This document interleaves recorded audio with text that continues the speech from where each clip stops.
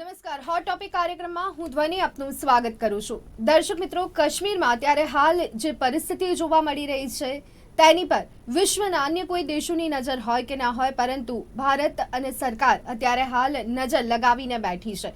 જે રીતે આતંકીઓ દ્વારા ટાર્ગેટ કિલિંગ કરવામાં આવી રહ્યું છે, જે રીતે તાલિબાનીકરણ થઈ રહ્યું છે, આખરે તેના માટે કયા કારણો અહીંયા જવાબદાર છે? ખાસ કરી અને સામાન્ય રીતે આપણે જોતા હોઈએ છીએ કે આવી કોઈ પણ પ્રકારની ઘટના બને ત્યારે વિશ્વનું ધ્યાન તેની પર રહેતું હોય છે, પરંતુ જ્યારે મુદ્દો કાશ્મીરનો છે ત્યારે આખરે કેટલીક બેવડી નીતિઓ પણ અહીંયા જવાબદાર જોવા મળી રહી છે। ડેવલપમેન્ટની સામે, વિકાસની સામે આખરે કોને વાંધો છે? કયા એવા તત્વો છે અથવા તો કયા એવા કારણો છે કે જેના લીધે આપણે જોઈ રહ્યા છીએ કે જે સામાન્ય નિર્દોષ લોકો છે તેને અહીંયા ટાર્ગેટ કરવામાં આવી રહ્યો છે? અહીંયા કહી શકાય કે ધર્મનો મુદ્દો કે પછી રાજકારણ તેની પાછળ જવાબદાર છે?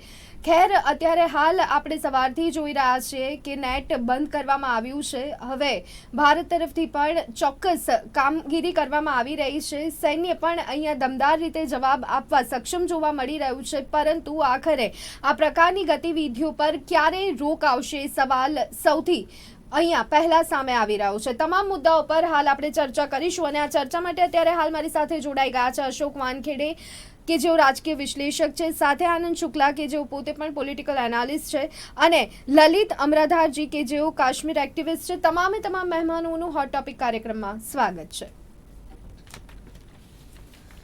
સૌથી પહેલા આનંદજી, આપનાથી ચર્ચાની શરૂઆત કરવા માંગીશું। છેલ્લા થોડા દિવસથી જે રીતે કાશ્મીરમાં કહી શકાય કે પરિસ્થિતિ જોવા મળી રહી છે, જે રીતે ટાર્ગેટ કિલિંગ થઈ રહ્યું છે, સૌથી પહેલી આપની પ્રતિક્રિયા પોલિટિકલ એનાલિસ્ટ તરીકે। સૌથી પહેલા તો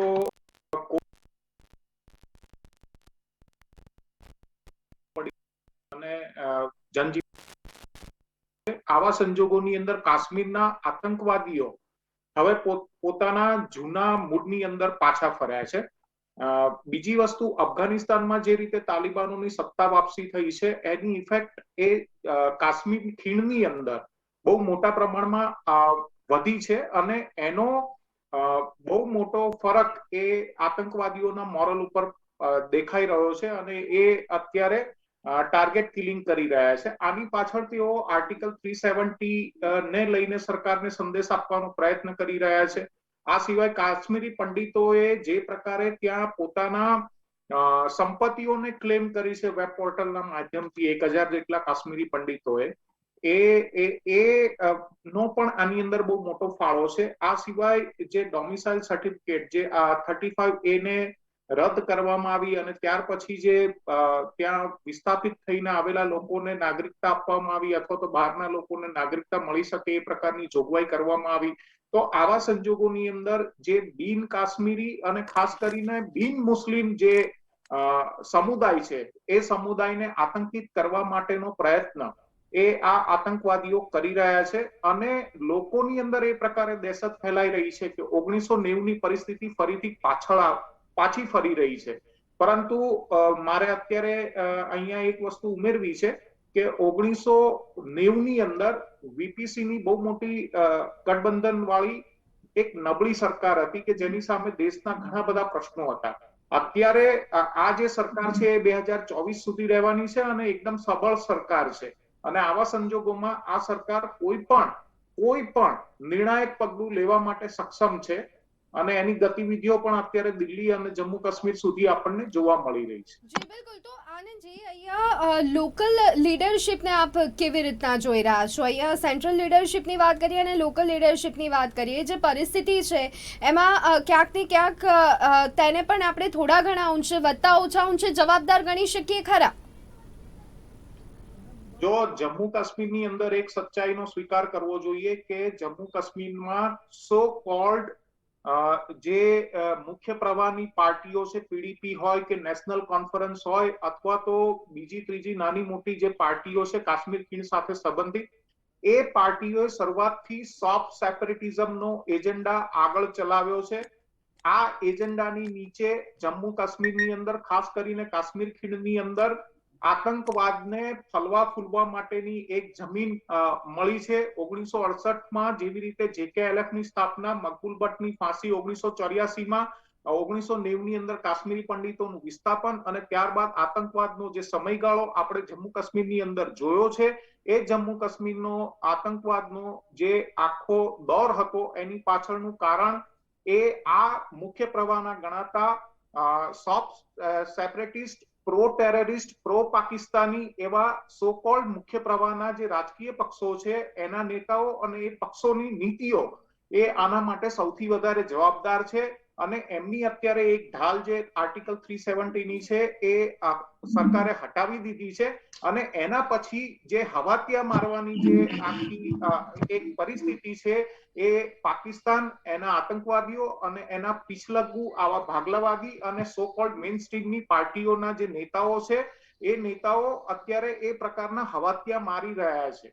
અને એનું આ અત્યારે પરિણામ છે. આ એક બહુ મોટી લડાઈ છે અને ઘણી લાંબી ચાલશે. जी बिल्कुल।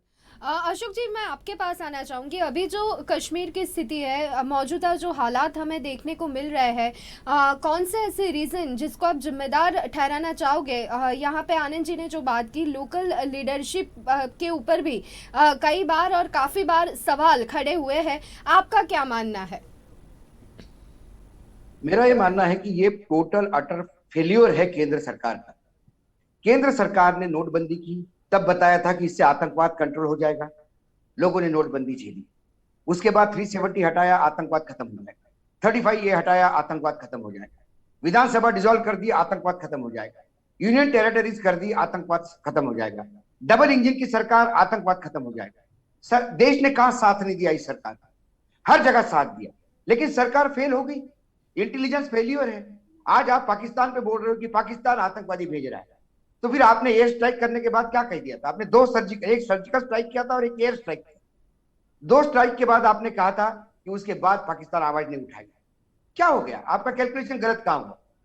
आपने कहा था कि मनमोहन सिंह की सरकार बहुत लीचर सरकार है, 56 इंच का सीना चाहिए पाकिस्तान के सामने जाने के लिए। अब तो 56 इंच का सीना भी हो गया, 7 साल हो गए, सीना कहां कमजोर पड़ गया?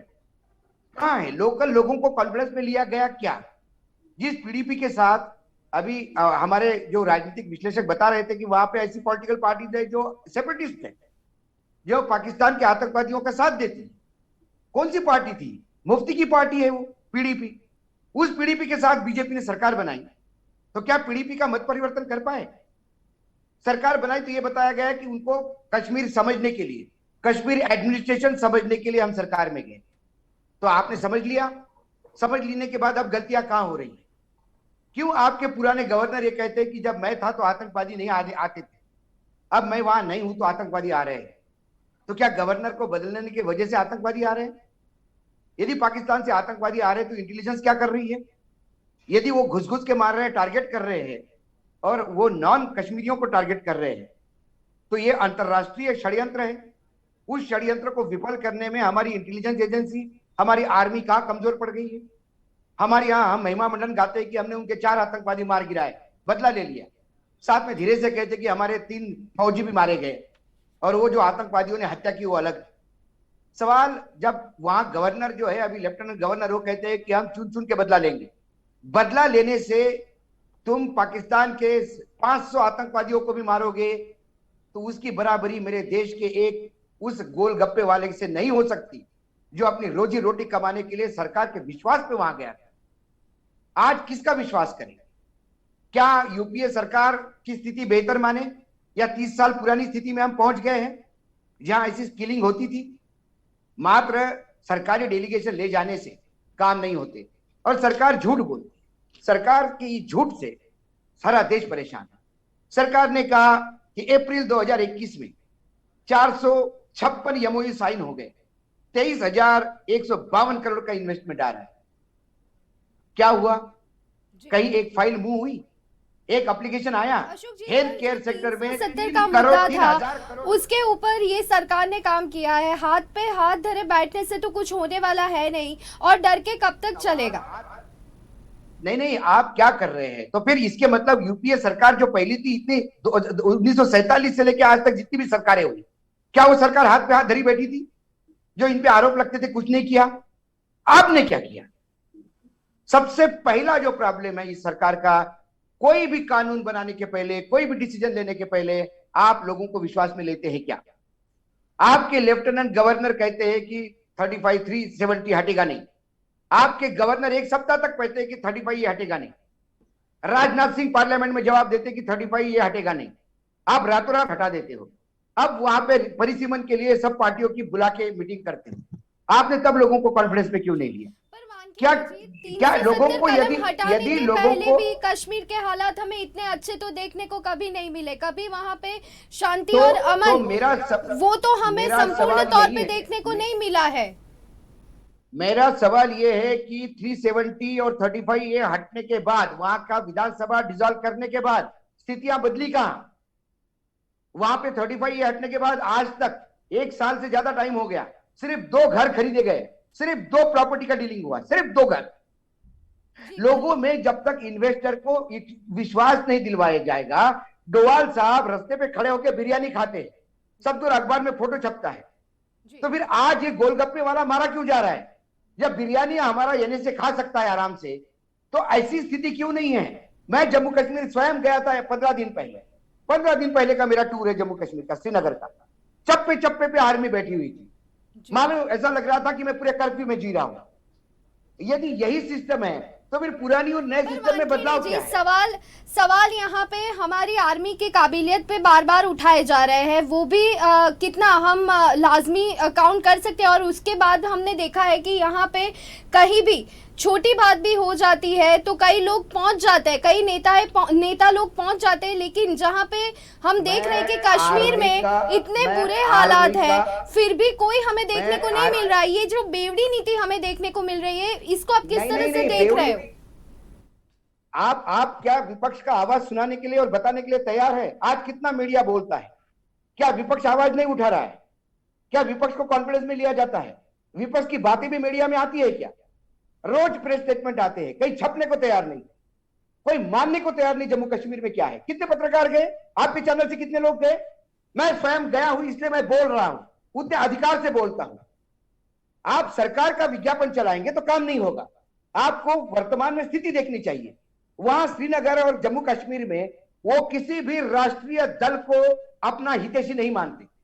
वो सबसे बड़ा दुश्मन अपने लोकल। एक सेकंड, कि अगर आप विपक्ष के सामने कुछ बोलते हो तो आप निष्पक्ष मीडिया की भूमिका में नहीं हो। मुझे पूरा करने दीजिए, पूरा तो करने दीजिए, पूरा तो करने दीजिए। पर आप मीडिया पे सीधी उंगली उठा रहे हो। कश्मीर की एक सेकंड, मैं मेरे बिरादरी पे उंगली उठा रहा हूं, ये उठा रहा हूं मैं। आप चलिए मेरे साथ श्रीनगर में, मैं लोकल लोगों से बात करवाता हूं, उनकी पीड़ा देखिए। आज हमारे यहाँ लॉकडाउन में स्कूल बंद है, कॉलेज बंद है, रात को नींद नहीं आती कि मेरे बच्चे का भविष्य क्या होगा। 4-4 साल तक वहां कॉलेज और स्कूल नहीं चलते। उनको क्या लगता होगा? क्या वो भारतीय नहीं है? हमने कब भारतीय माना उनको? कश्मीरी कश्मीरी करके हम हमेशा उनसे बात करते हैं, क्यों नहीं भारतीय होते हैं? आप गुजरात में हैं, हमको आपको भारतीय मानते हैं, हमने कभी गुजराती गुजराती करके बात किया आपसे? सवाल है वहां की आवाम, कांग्रेस, बीजेपी, लेफ्ट, जनता दल, इन सबको अपना हितैषी नहीं मानती। सबसे बड़ा दुश्मन पीडीपी और लोकल पार्टीज को मानती है। वो सिर्फ एक नेता को पूछती है, उसका नाम अटल बिहारी वाजपेयी। वो कहता है कि वो यदि बंदा और आ जाता तो शायद जम्मू कश्मीर के हालात ठीक होते। तो वर्तमान सरकार तो उन्हीं की पार्टी की है। क्या सरकार अटल बिहारी वाजपेयी की नीतियों पर चलने को तैयार है कि सरकार सिर्फ अपने सोच से चलेगी? सरकार अपने सोच से नहीं चल सकती, क्योंकि जम्मू कश्मीर ये कश्मीर नहीं है। जम्मू कश्मीर पाकिस्तान के बॉर्डर पे है। देश की सिक्योरिटी का सवाल, वहां आपको सबको साथ में लेके चलना होगा। आप एक तरफा रिलेशन लेके। ललित जी हमारे साथ जुड़े। ललित जी, अभी का माहौल आप कैसा देख रहे हैं कश्मीर का? और साथ में दूसरी बात, कलम 370 हटाने के बाद का जो मुख्य उद्देश्य है, क्या वो आपको सर होता हुआ दिख रहा है? मुझे माफ कीजिएगा, अशोक जी बड़े भावुक हो गए, उनका अधिकार है भावुक होने का, और लेकिन मुझे खेद है कि वो उसको बिल्कुल एक पॉलिटिकल लेवल पे उसको डिस्कस कर रहे हैं। मैं समझता हूं कि हितैषी हैं देश के, मैं उन पे पूरा विश्वास करता हूं, उनका कदर करता हूं, उनके सेंटिमेंट्स की, लेकिन ये बताना चाहता हूं जो जितना आपने बोला है, दुर्भाग्य से मुझे आई एम वेरी सैड ये कहने के लिए कि जिससे आपने स्टेटमेंट दिए तो उससे साबित होता है कि आपको बिल्कुल एहसास ही नहीं है कि कश्मीर क्या है। कश्मीर ये जो अभी जो टारगेटिंग किलिंग हो रही है, ये कश्मीर नहीं है। कश्मीर में 370 और 35 ये जो लगाया था जवाहरलाल नेहरू जी के कांग्रेस ने, उसकी वजह से पिछले 70 साल से कश्मीर के अंदर एक छोटा मोटा पाकिस्तान फल फूल रहा था, जिसकी वजह से वहां पे पहले प्लेबिसाइड की आवाज उठी। उसके बाद वहां पे जो नेहरू जी का उनको वादा था कि हम तुमको प्लेबिसाइड दे देंगे, जो उन्होंने यूएनओ में जाके किया था। और दूसरा, उसके बाद कश्मीर इस्लामिज्म के नाम पे शुरू हो गया, जबकि शुरुआत से ही इस्लामिज्म की कहानी है ये। और उसके बाद अभी कश्मीर जिहाद की शुरुआत हो गई 32 साल पहले, और शुरुआत पे ही कश्मीरी हिंदू का नरसंहार होता है। और अब ये हालत हो गई है कि अब जिहाद जो है, जिहाद समझाना चाहता हूं आप लोगों को, कश्मीर जिहाद उस कड़ी का हिस्सा है जो जिहाद की मुसीबत मिडिल ईस्ट से शुरू होती है, अफगानिस्तान पाकिस्तान से होती हुई कश्मीर इसका हिमालयन बिंदु है। ये वही लड़ाई है जो गजवाए हिंद की शुरुआत हुई थी 1000 साल के बाद। उनकी नजर कश्मीर पे नहीं सीमित नहीं है, उनकी नजर दिल्ली के लाल किले पे। अब ये समझने की बात है हमारा रवैया क्या है उसके प्रति। ये नेहरू जी को भी मालूम था, नेहरू जी को भी मालूम था कि महाराजा हरि सिंह ने वो विलय के सिग्नेचर किए थे, वैसा ही विलय पत्र था जो बाकी जो हिंदुस्तान के 550 से ज्यादा रियासतों ने वही सिग्नेचर किया था। उसमें कोई बिंदु और कॉमा का भी फर्क नहीं था। तो क्या जरूरत थी कश्मीर को एक खास स्टेटस देने की? आपने वो खास स्टेटस देके शेख अब्दुल्ला, जिसको मैं बोलता हूं ओरिजिनल इस्लामिस्ट है, वो वहां पे हमने उसको एक शेखडम बना के दिया।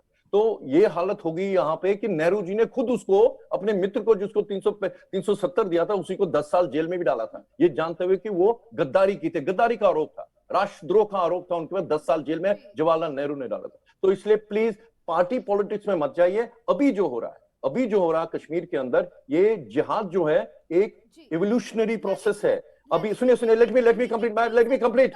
हटाने के बाद भी अभी जो एक डर मैं का बात आ रहा हूं, उसी पे आ रहा हूं बनाने की मैम। कोशिश हो रही है, नहीं, क्या मैं लगता उसी है से- जो उसी उद्देश्य में- है वो यहाँ पे सर होता हुआ आपको लग रहा है?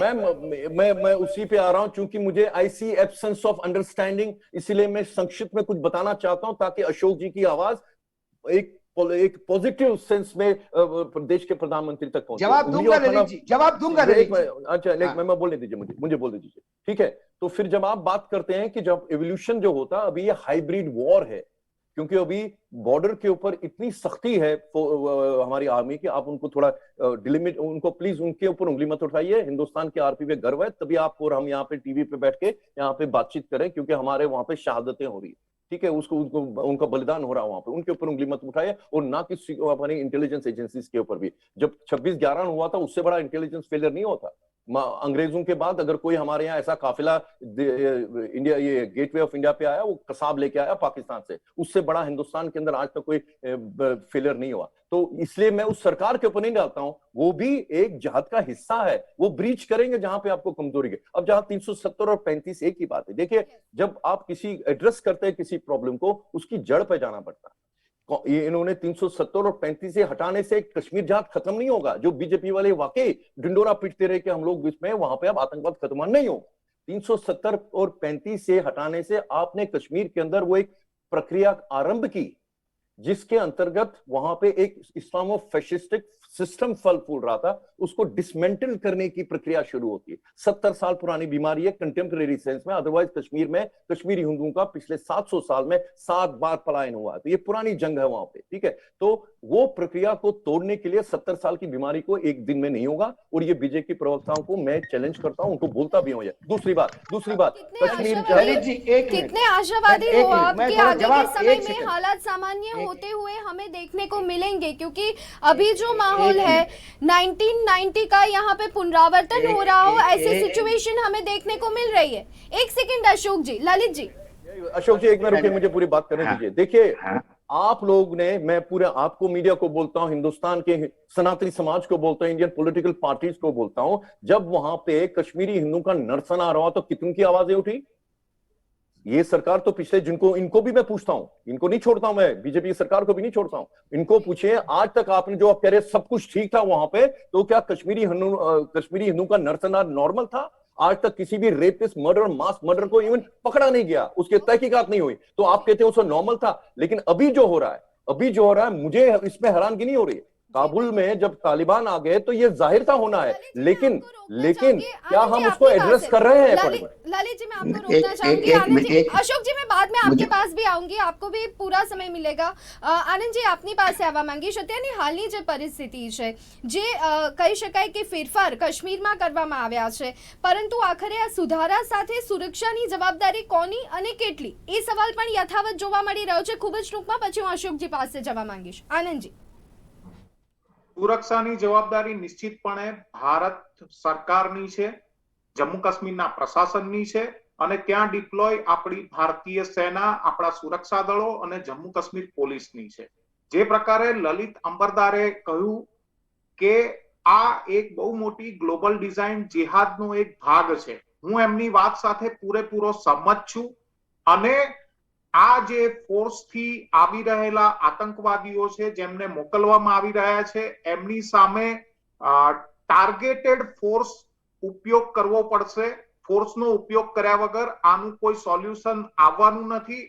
કાશ્મીરનો પ્રોબ્લેમ એ પોલિટિકલ પ્રોબ્લેમ નથી. કાશ્મીરનો પ્રોબ્લેમ એ ગ્લોબલ જેહાદનો પ્રોબ્લેમ છે, ગ્લોબલ ટેરરિઝમનો પ્રોબ્લેમ છે. ગ્લોબલ ટેરરિઝમ ને પોલિટિક્સ સાથે કોઈ લેવા દેવા નથી. એના અલગ પ્રકારના સ્ટ્રેટેજિક આસ્પેક્ટ્સ હોઈ શકે અને સ્ટ્રેટેજિક એના જુદા જુદા પાસાઓ હોઈ શકે, પરંતુ એનો લોકલ પોલિટિક્સ કે ભારતના પોલિટિક્સ સાથે કોઈ સંબંધ નથી. આ જે લોકો આવી રહ્યા છે એ લોકો ગ્લોબલ જેહાદની ડિઝાઇન નીચે આવી રહ્યા છે અને આમનો એક જ ઉપાય છે, શૂટ ટુ કિલ. આ એક જ ઉપાય છે અને આના સિવાય બીજી કોઈ આની રેડ લાઇન હોઈ ન શકે. અને આ જ ટાર્ગેટેડ ફોર્સ જો ભારત સરકાર અને ભારતીય સેના એ વાપરવાનું ચાલુ રાખશે તો આ લોકોને ખતમ થવું પડશે. અને જો જમ્મુ કાશ્મીરના મેઇન સ્ટ્રીમમાં આવા નહીં માગતા માણસો જે છે અને જે લોકો ગદ્દારી કરી રહ્યા છે એ લોકોને કાં તો ગદ્દારી છોડવી પડશે, કાં તો એ જગ્યા છોડવી પડશે. જે રીતે કાશ્મીરી પંડિતોએ 1990 ની અંદર આ જગ્યા છોડી અને પોતાના દેશની અંદર એ લોકોને શરણાર્થી થવું પડ્યું છે, એવી જ રીતે ત્યાંના જે ગદ્દારો છે એ ગદ્દારોને કાં તો પીઓકે માં જવું પડશે, કાં તો અફઘાનિસ્તાનમાં જવું પડશે, કાં તો એ લોકોને જમીનની નીચે દફન થવું પડશે. આ જ આનો ઉકેલ છે, આના સિવાય બીજો કોઈ ઉકેલ નથી. जी अशोक जी, 1990 में जो कश्मीरी पंडित वहां से निकले थे, उनका पुनर्स्थापित वहां पे होना वो एक जैसे सपना बन गया था पिछले काफी सालों से, लेकिन उस दिशा में अभी कामगिरी तो शुरू हुई है. ये बात को आप किस तरह से देख रहे हो? और साथ में यहाँ पे आपने आनंद जी को भी सुना और साथ में ललित जी को भी सुना, उस बात पे आपका रिप्लाई. ललित जी मुझे पॉलिटिकल कह रहे हैं, लेकिन ललित जी को यह पता नहीं है 35A खत्म करने के लिए पिछले 10 साल से सर्वोच्च न्यायालय में मैं पार्टी था, मैं स्वयं लड़ रहा था 35A खत्म करने के लिए, 370A खत्म करने के लिए. और 2014 में ये सरकार आई तो हम लगातार सर्वोच्च न्यायालय नोटिस दे रहा था सरकार को स्टैंड बताने के लिए, और राजनाथ सिंह गृह मंत्री थे और उन्होंने स्टैंड लिया कि 370 खत्म नहीं हुई. तो ललित जी ये नहीं बताए कि ये पॉलिटिकल है नॉन पॉलिटिकल. ललित जी इसको हिंदू मुसलमान करना चाहते बार बार, जिसको मैं बिल्कुल नहीं करना चाहता. मैं मानता हूं कि वैली का मुसलमान कभी इसके पहले कभी एग्रेसिव रहा नहीं. जब देश आजाद हुआ तो जो कत्लेआम हुआ तो श्रीनगर का नहीं आया. आपको तकलीफ वही होगी, नहीं तकलीफ होगी मुझे मालूम है. सेक्युलर बातें सुनने में. एक सेकंड ललित जी मुझे पहले बोलने दीजिए. अफजल गुरु मुझे पहले एक मिनट, मुझे पहले एक सेकंड मुझे बोलने दीजिए. मैं इतिहास की बात कर रहा हूं. 35 ये किसने शुरू किया था? जब सारे पंडित एडमिनिस्ट्रेशन चला रहे थे देश आजाद होने के पहले से. झूठ बोल रहे हैं आप. 35 झूठ बोल रहे हैं आप. झूठ बोल रहे हैं आप. यही अफीम खिला रही है आप लोगों ने कश्मीर. नो, मैं आपका झूठ नहीं टॉलरेट करूं. मैं इज्जत से बात करता आपके साथ. तमीज से नहीं, आप झूठ बोल रहे हैं. झूठ बोल रहे हैं आप. तुम्हारे जैसे वाहियात और मूर्ख, तुम्हारे जैसे वाहियात मूर्ख और जिहादी आदमी से तुम तालिबानी हो. तुम नहीं चाहते हो कश्मीर में शांति स्थापित करें. आप कश्मीर को हमेशा जल के रखना चाहते हो, इसलिए आप ऐसी बात करते हो. देखिए अशोक जी, मैं ना तुम्हारे से ज्यादा चिल्ला सकता हूँ, चिल्ला सकता हूँ तुम्हारे से ज्यादा. तमीज रखा हूं मैं. आप बदतमीज इंसान है. आपने कश्मीर को बर्बाद करके रख दिया.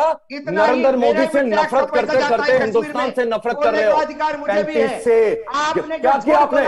क्या किया? क्या 35 से?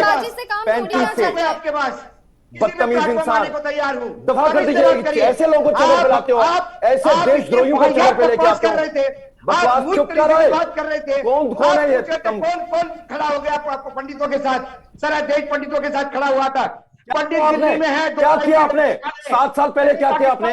आपकी सरकार ने क्या किया? बात मत करो कि आपकी पंडित सरकारों ने क्या किया? बांग्लादेश नहीं गए। क्या किया आप लोगों ने? पंडित क्या चाइना किया? नहीं गए। पंडित इसी भारत के भूमि पे है और पंडित आप- को अरे! हमने साथ अच्छा, दिया। तुमने ठेका किसकी ले बात रखा कर रहे हो? पंडितों का। ये मेरा हाँ, देश हाँ। है, पंडितों का पंडित- देश है। याद है आपको? आपका हमने हम ठेका नहीं अपना दिया। तिरंगा लेके आपने 70 कैसे साल से कहा लड़ रहे पंडित थे। चले गए तो किसने देखा उनकी तरफ से? हिंदू की बात कर रहा हूं मैं। हाँ सुनिए, अब मैं सुनाता हूं। बोल चुके, बकवास कर ली, बकवास कर ली, बदतमीज इंसान। पाकिस्तानियों को तुम्हारा डोजियर, तुम जैसे लोगों का डोजियर यूएनओ लेके जाता है इमरान खान। बेशरम इंसान। सरकार से पैसा मिलता है, तुम पे रहे हो सरकार के। अशोक जी ललित जी यहाँ पे समय समाप्त हो रहा है। यहाँ पे समय समाप्त हो रहा है। તો દર્શક મિત્રો ખાસ કરી અને કાશ્મીરમાં અત્યારે હાલ જે પરિસ્થિતિ જોવા મળી રહી છે, જે દિવસે ને દિવસે બગડેલી સ્થિતિ જોવા મળી રહી છે, તેની સામે કહી શકાય કે સરકાર પણ નજર રાખી રહી છે, તો સાથે આર્મી પણ એક્શન મોડમાં જોવા મળી રહી છે. પરંતુ એવા કયા કારણો જવાબદાર છે જેના કારણે આ પરિસ્થિતિનું નિર્માણ અત્યારે હાલ કાશ્મીરમાં થયું છે, તેની પર આપણે ચર્ચા કરી રહ્યા હતા. આ ચર્ચામાં જોડાયેલા તમામ મહેમાનોનો ખૂબ ખૂબ આભાર. તો દર્શક મિત્રો, હોટ ટોપિક કાર્યક્રમમાં અત્યારે બસ આટલું. રજા આપશો. નમસ્કાર.